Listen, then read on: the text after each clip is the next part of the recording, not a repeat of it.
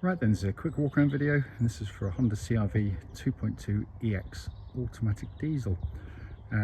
62 plate, 2013 car, with just 66,000 miles on the clock. Full service history. The car is absolutely lovely, given the fact that it's now 12 years old. Front of the car is very clean, hardly a mark anywhere. Lights and lenses clear and intact, there's no cracks or condensation.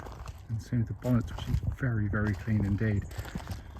Near side of the car, beautifully smooth down the panel work, no car parking indentations that I can see. Near side front alloy in fantastic condition, again hardly a blemish. Same with the near side rear.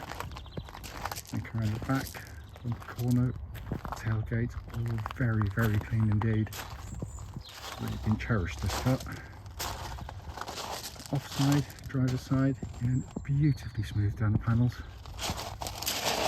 Offside rear alloy, absolutely fantastic. And the panel work is lovely. It looks like a car that's half the age. It really does. It's a lovely car, and as I said, sure, if you get a microscope out, you're going to find something, but you have to look quite hard. Let's go into the boot area. Absolutely cavernous boot. These are family cars, and as I always say, they can be very heavily used, yet this one's been treated incredibly gently.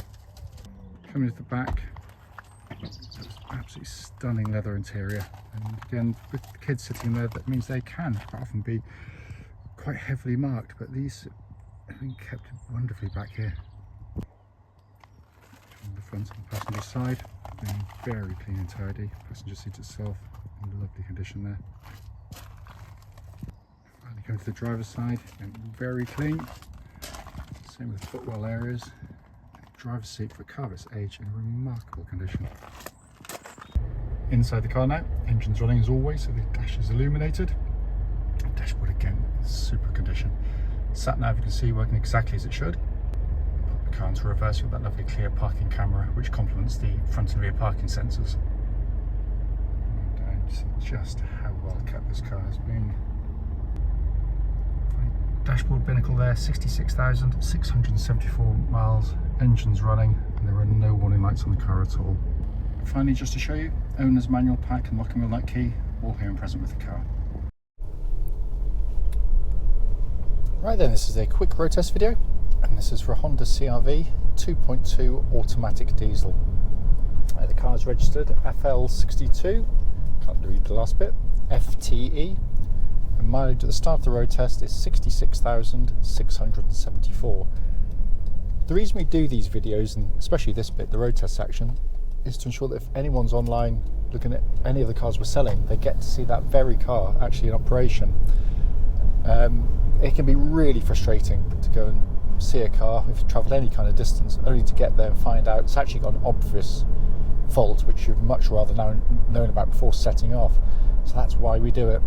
Also do it on these very quiet country roads in this beautiful part of Gloucestershire, and this actually forms part of the road test route we take our customers on, and the hope is it will of course be representative of what you feel yourself should you go and drive in the car. So coming to the car, clearly very well maintained. Push button starts, engine starts instantly, settles to a smooth, even idle. There are no warning lights on the dashboard at all relating to the engine or any other part of the car actually. And temperature gauge running at a third, which is exactly where it's meant to be on a Honda vehicle. This is one of the best diesel engines made. It's a brilliant engine. It's got all of the the qualities you'd expect of a Honda, so they're very tough and reliable over huge mileages. They're also cam chain driven, so there's no cam belts to have to worry about in them either. But more than that, it's just actually how they drive, because quite often if you go for things like a small capacity but high horsepower diesel engine, they can feel initially very quick, plenty of power, but it's quite a narrow power band. With this engine, it starts picking up keenly, but keeps going. It's got a really broad spread of power. It's why I've always maintained, of all the CR-Vs I've ever had, and we've had all of them now, we tow a caravan, and the diesel auto 2.2 was the best we've ever towed with. My wife's got one currently now, which she tows the caravan and the horse box. So yeah, fantastic engine. Engine then feeds into the automatic gearbox. Again, really strong, reliable gearbox. Lovely smooth gear changes on the move. The gearbox actually originates from the old Honda Legend 300 horsepower flagship model. Reason being is when they first put the diesel and the auto together, they realised very quickly that the standard automatic gearbox would never be tough enough to meet the torque demands of the engine. So rather go to the trouble of developing a completely new gearbox, they utilised one they had, but from a much more powerful vehicle. And that's why they're so reliable. We don't really have any issues with them at all. As I say, it's a lovely gearbox on the move. The gear changes are really slick and smooth. Coming on to the steering chassis, which has always been a real strong point for the CR-Vs. Steering's beautifully weighted. It's accurate, it's precise, it's reasonably quick for this type of car as well. But it's a lovely setup. It works beautifully with the chassis as well. The problem is with lots of this type of car is that you end up with,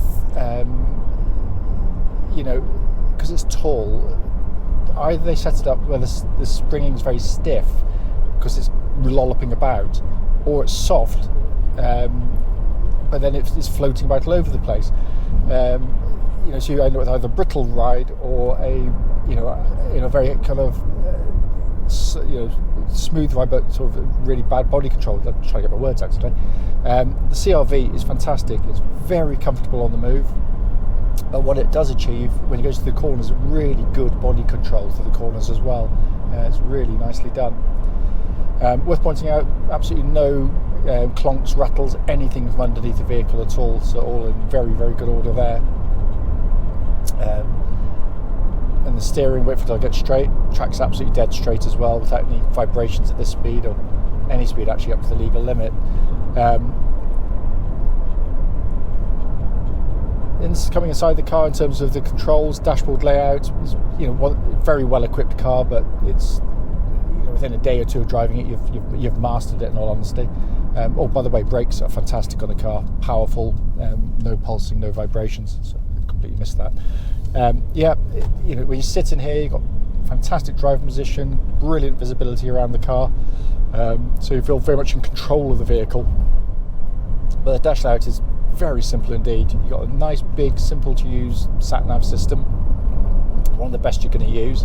That's obviously got DAB radio as well, also got hands-free telephone built into it, but just a lovely system to operate.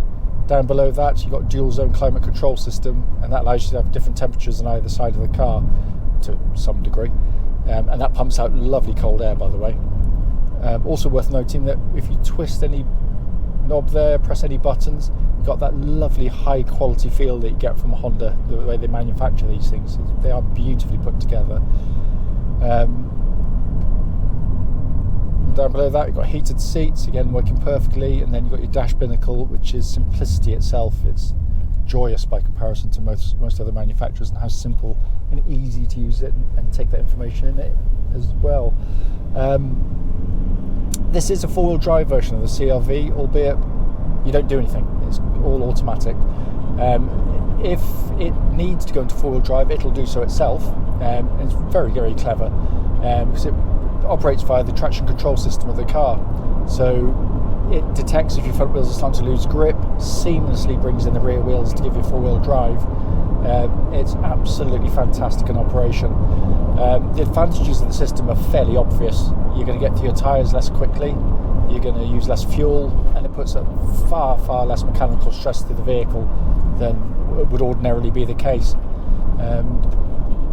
As I said at the start of the video, the point literally is just to show the car in operation, but to feedback on sort of anything obvious, but there's literally nothing at all. The car drives absolutely beautifully.